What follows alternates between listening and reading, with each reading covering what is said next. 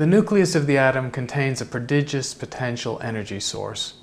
Mass and energy are related by Einstein's famous equation, E=mc².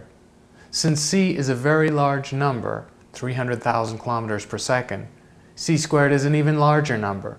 So a tiny amount of mass is equivalent to a huge amount of energy. When you plug the numbers in, you can see how dramatic this is. The mass energy equivalent to the tip of a pencil lead is sufficient to run a family home for a day.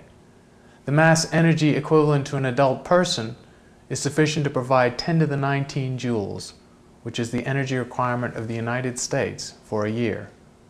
The inefficiency of chemical energy is also clear.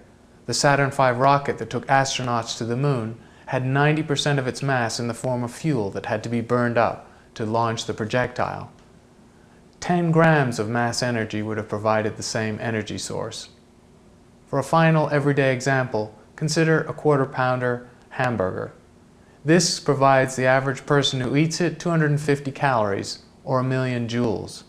But the mass energy in that amount of material is 10 to the 16 joules. Thus, we only extract 1 part in 10 to 10 of the total energy of the hamburger in the form of chemical energy.